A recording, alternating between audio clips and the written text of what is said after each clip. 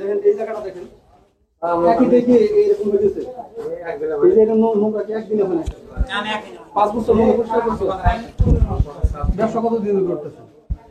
বগুড়া শহরের রাজাবাজারের যে গরম মশলার গোডাউন রয়েছে, সেই গরম মশলার গোডাউনে কিন্তু যৌথ বাহিনীর অভিযান চলছে। এখন পর্যন্ত যৌথ বাহিনীর যে অভিযান, সেই অভিযানে কিন্তু বিপুল সংখ্যক গরম মশলা এবং মশলার সাথে আনুষঙ্গিক যেগুলো রয়েছে কিশমিশ সহ বেশ কিছু জিনিস যেগুলো কিন্তু একেবারে নষ্ট অস্বাস্থ্যকর, সেই জিনিসপত্রগুলো কিন্তু এখানে জব্দ করা হচ্ছে। আমরা যতটুকু দেখেছি এখানে কিন্তু একেবারে যৌথ অভিযান, সেনা সদস্যরা এসেছেন এবং পুলিশ সদস্যরা আছেন, সাথে কিন্তু নির্বাহী ম্যাজিস্ট্রেট, 2 জন নির্বাহী ম্যাজিস্ট্রেট কিন্তু এখানে আছেন। আমি যদি আপনাদেরকে বলি, ভোক্তার ডিজি এবং আরও একজন নির্বাহী ম্যাজিস্ট্রেট তারাও কিন্তু এখানে এসেছেন। এই যে গোডাউন ভর্তি একেবারে মশলা, যেগুলো কিন্তু অস্বাস্থ্যকর এবং পচে গিয়েছে, নষ্ট হয়ে গিয়েছে, সেই মশলাগুলো কিন্তু এখানে জব্দ করা হচ্ছে। এবং এই মশলা শুধু অস্বাস্থ্যকরই নয়, এটি কিন্তু শরীরের জন্য অস্বাস্থ্যকর।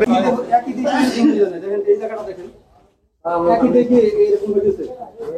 এই যে এটা নোংরা কি একদিন হবে না, 5 বছর নোংরা পরিষ্কার করছে। ব্যবসা কতদিন করতেছে? 5 বছর মধ্যে পরিষ্কার করে।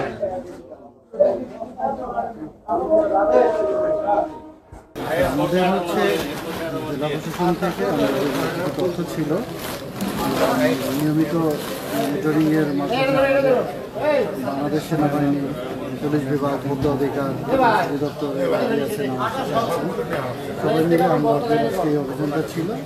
অভিযানে আছে জাহাঙ্গীর স্টোরেজ হচ্ছে যেটা মশলার গোডাউন, সে হচ্ছে যে ইম্পোর্টার মশলার ইম্পোর্টার, তার গোডাউনে এসে আমরা দেখতেছি প্রায় 3 টন মশলা, এগুলো সবগুলো মেয়াদোত্তীর্ণ, একদম নষ্ট হয়ে গেছে। তারপরে সে এগুলো বিক্রি করতেছে, ব্যবসা করতেছে মেয়াদোত্তীর্ণ পণ্য, যেগুলোকে আমরা বিষ বলি এগুলো।